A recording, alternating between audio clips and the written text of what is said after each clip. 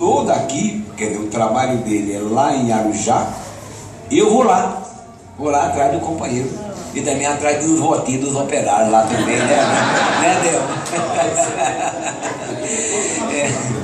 Queria saudar também o nosso querido companheiro Zé Antônio, este jovem vereador, um companheiro, um irmão meu de fé, das pastorais, que se prepara para a sua candidatura a deputado estadual aqui pela cidade de Diadema.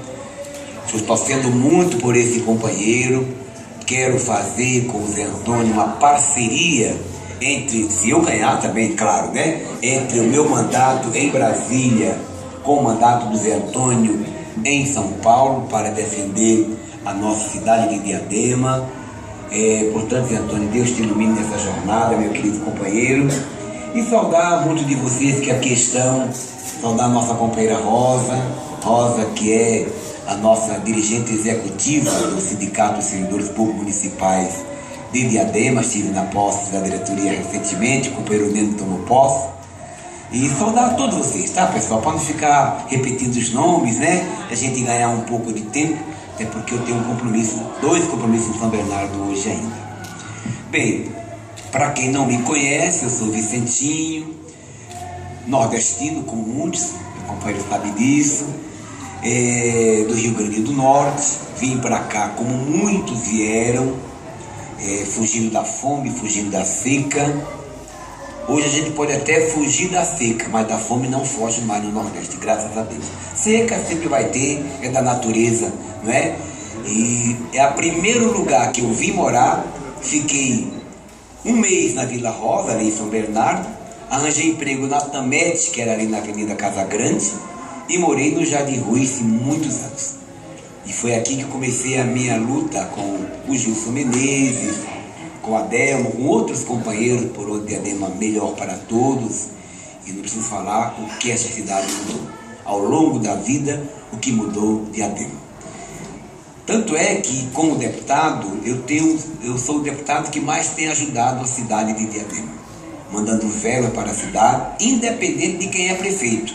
Quando era o Mário, quando era o Felipe, e também, mesmo sendo o prefeito atual, a gente manda verba, porque para mim o importante é atingir e beneficiar o nosso povo, não é? E não considerar quem está lá de plantão.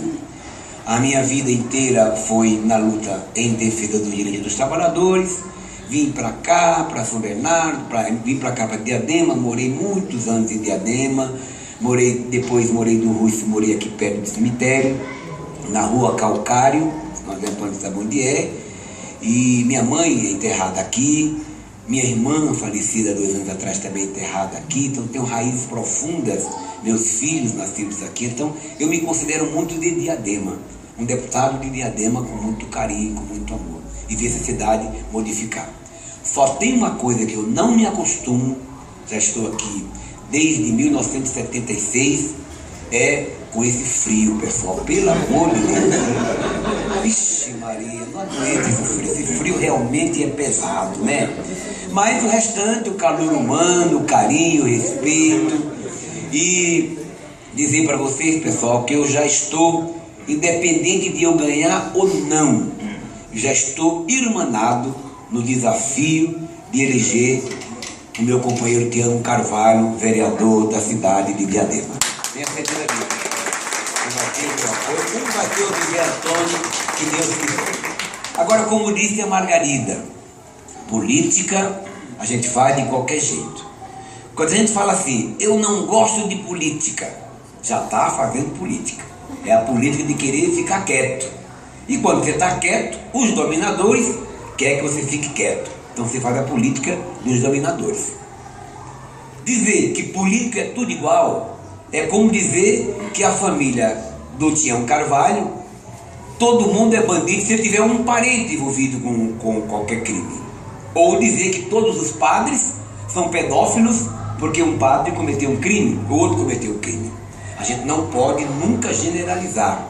A política, na essência, ela é uma coisa boa, porque tem participação do povo, as pessoas votam, as pessoas elegem, as pessoas tiram, as pessoas acompanham. O que precisa é que as pessoas sejam informadas e as pessoas também exijam ser informadas. Cobrem dos seus representantes.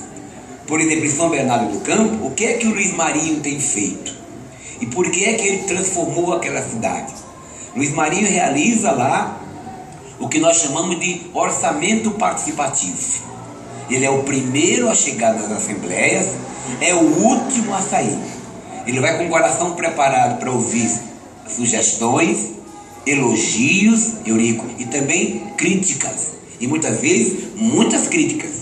E ele responde, se tiver errado ele reconhece que erra, discute com todo mundo. Então a política é o caminho saudável, mas infelizmente só sai a notícia ruim da política. Quando você faz uma coisa boa, eu estava falando com meus companheiros, no ano passado eu fui eleito um dos melhores deputados federais do Brasil, eleito pelos sites do Brasil inteiro que acompanham o meu trabalho. Falei, está vendo, a Globo nem dessa notícia que eu sou eleito o melhor deputado do Brasil.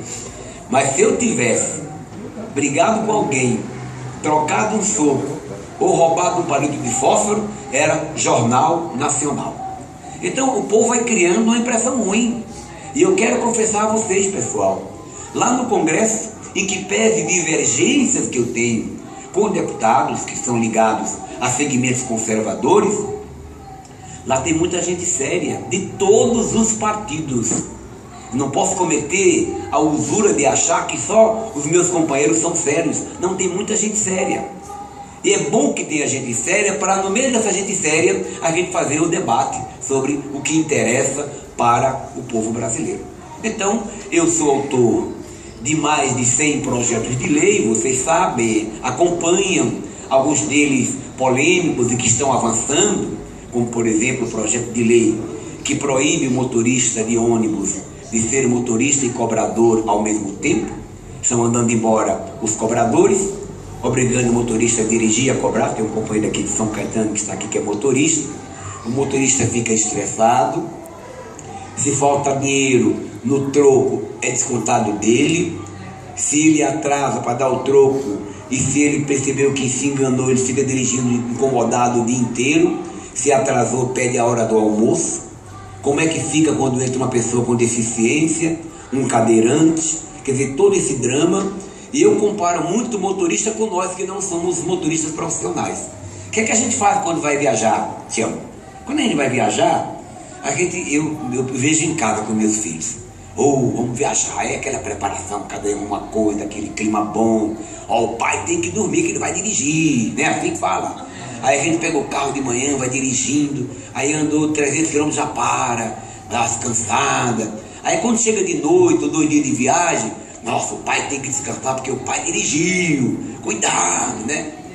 De estradas belíssimas pelo Brasil afora.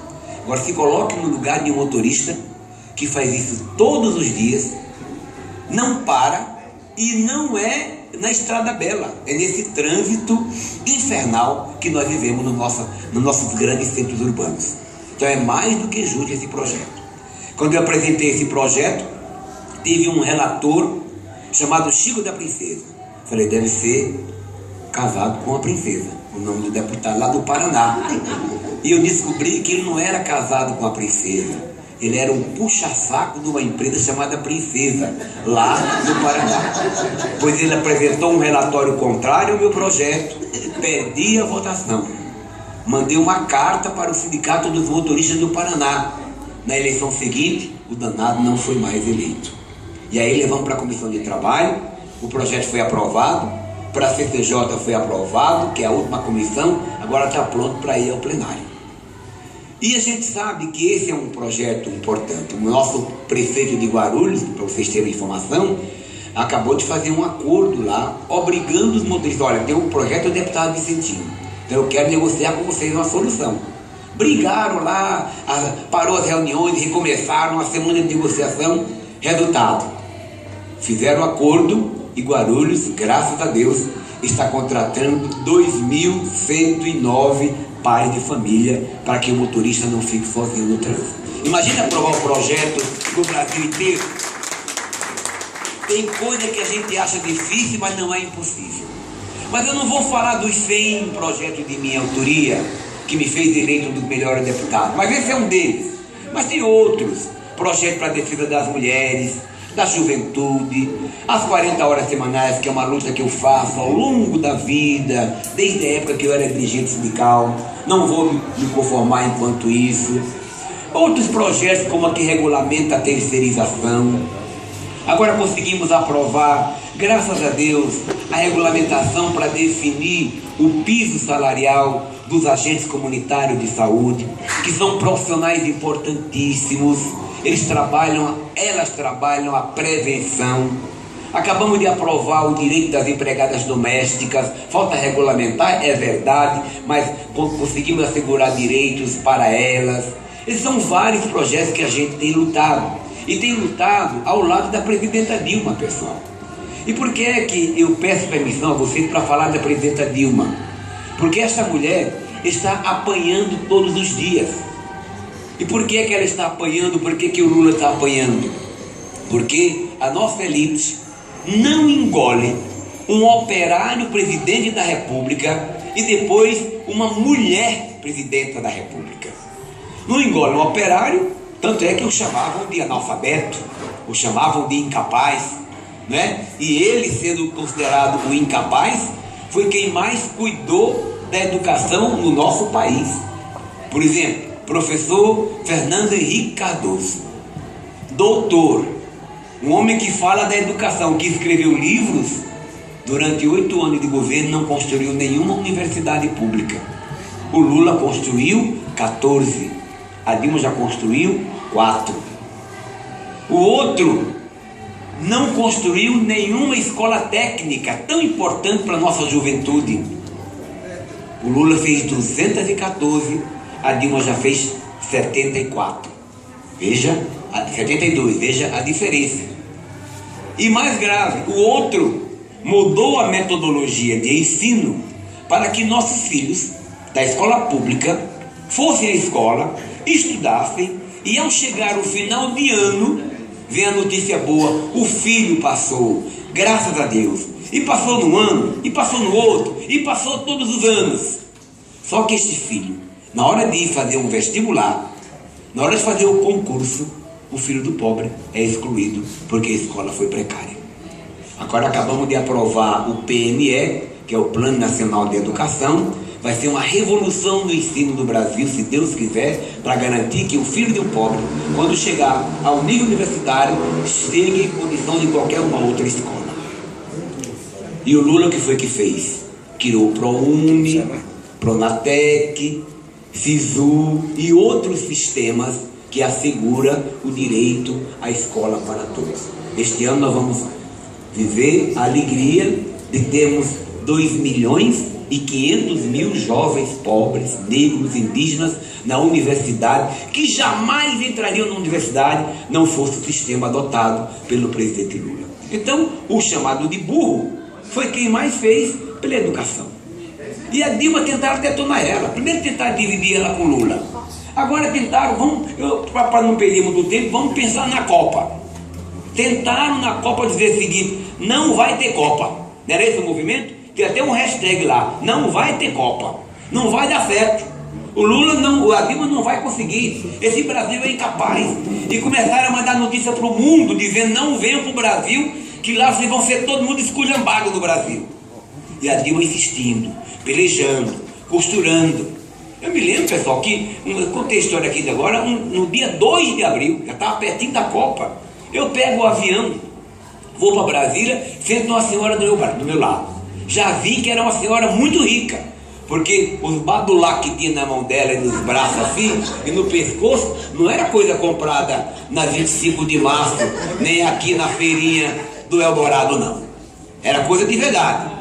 Ela chegou meio que brava e falou assim: Ave Maria, esse aeroporto lindo, pessoal, tá uma maravilha. Esse aeroporto, mas parece uma rodoviária. Eu vi aquilo, tá falando só pra mim, meu jeitinho, né, com cuidado ali, não ia, né, aquela senhora estava lá. Mas não demorou 3 minutos, ela falou: já pensou quando chegar a Copa? E eu já tinha certeza que a Copa ia dar certo, porque tinha todas as informações de todos os procedimentos que estavam acontecendo. Ainda fiquei calado. Aí ela estourou. Depois, daqui a pouco ela falou assim: tudo isso é culpa de Lula e Dilma. Aí entrou por aqui e vim para cá, pro coração. Aí eu falei: minha senhora, deixa eu me apresentar. Eu estou ouvindo a senhora falar, já falou 2 vezes. Eu sou o Vicentinho, sou deputado federal, sou o líder da bancada e quero concordar com a senhora. É culpa do Lula e da Dilma os aeroportos estarem como estão. Sabe por quê? Porque no passado só gente como a senhora é que podia andar de avião, o povo pobre não podia andar de avião. Aí criou um gelo ali, ela não falou mais nada. Eu estava com o jornal, não sei se o jornal ficou de cabeça para baixo ou para cima, evitando que estava lendo. Fiquei meio sem jeito também, né? Eu achei que eu não fui mal educado com ela, mas fui um pouquinho duro. O coração falou. Aí daqui a pouco, pessoal, o avião começa a subir. Quando o avião está subindo, tem uma família na minha frente lá. Aí o senhor grita quando o avião sobe: ô meu Padre Cícero, agora eu vou chegar de avião no meu Ceará. Todo mundo deu risada e a mulher ficou lá no cantinho dela lá. Isso é para dizer, pessoal, que as coisas no Brasil mudaram. Vamos ser sinceros. Eu já contei para vocês da seca no meu Nordeste? Não, né? Ainda não. Aqui tem nordestino, aqui não. Levanta a mão. Vixe Maria. Então vocês vão saber o que eu vou falar. Então, pessoal, vocês vão entender o que eu vou falar. Quando eu tinha 14 anos, 1970, eu morava em Acari, sertão do Rio Grande do Norte. Meu pai, trabalhador rural, sem terra.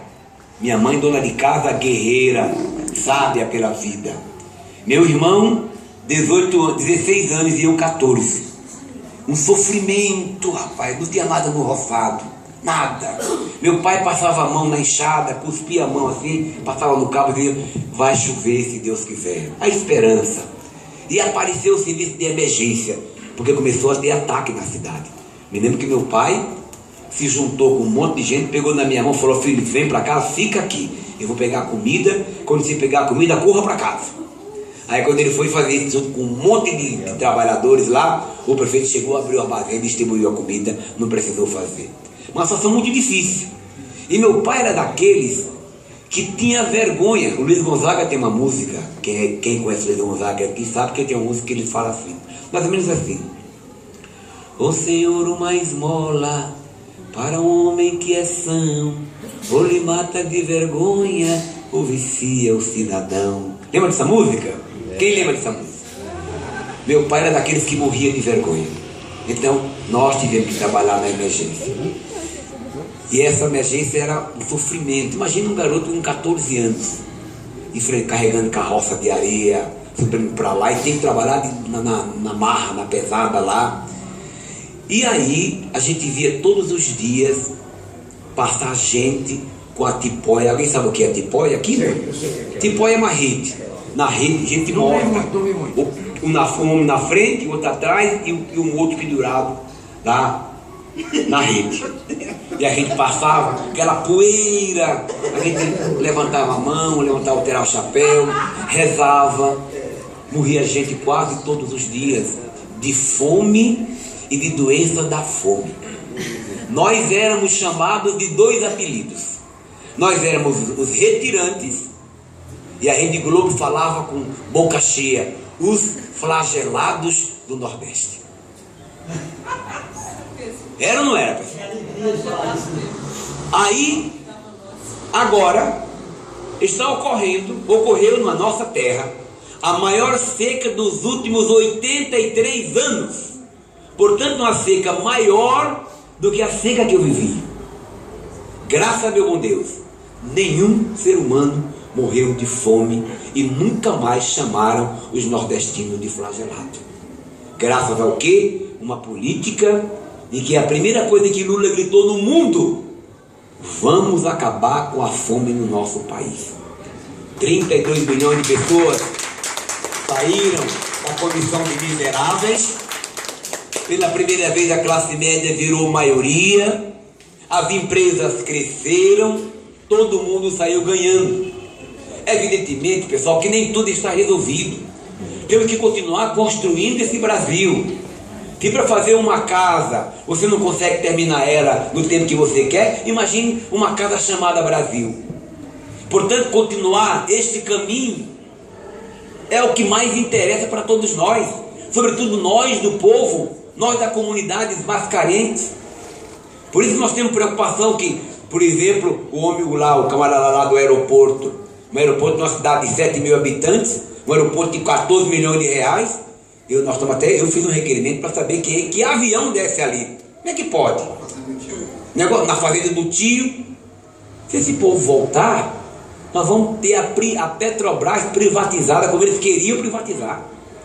Nós vamos ter bancos como a Caixa Econômica que estava no plano deles privatizar. Então, por isso, pessoal, eu queria fazer um pedido a vocês. Vale a pena pensar que nós temos um papel que é não permitir que nosso Brasil chegue a um retrocesso. Quando aconteceu aquela crise no mundo, pessoal, Estados Unidos, Europa, a primeira coisa que aconteceria se fossem outros governantes era reduzir salário, era retirar direitos, era provocar crise e mais crise.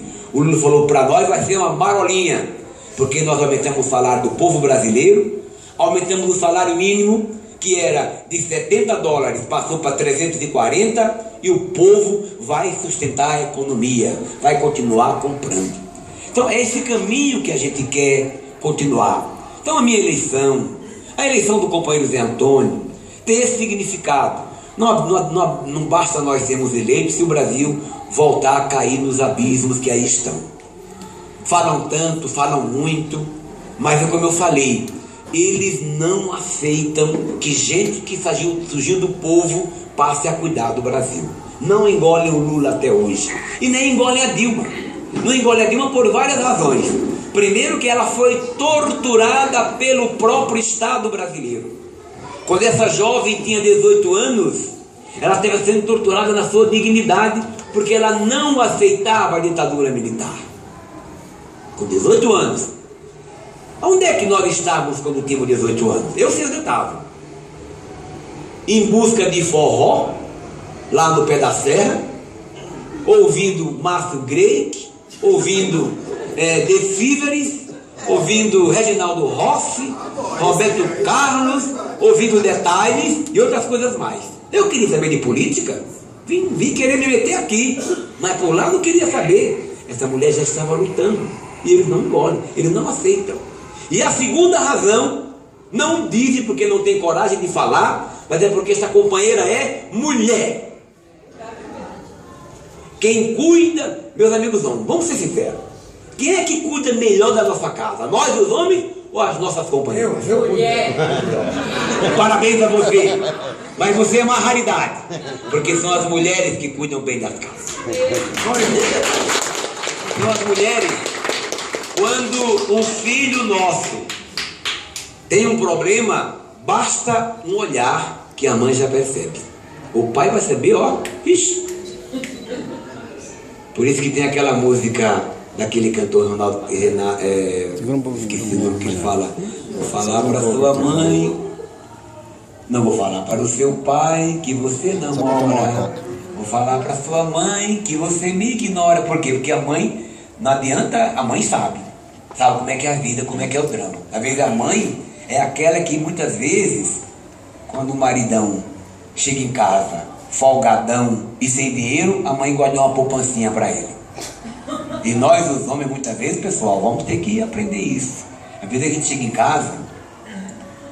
casa, a mulher está cansada, veio do trabalho, né? No lugar de chegar e partilhar as coisas em casa, já senta, e ao sentar, já pede uma cerveja, a mulher já está na cozinha fazendo as coisas, né? Já se deita no sofá, todo folgadão, né? Não sabe nem o que está acontecendo. Por isso que é importante as mulheres participarem.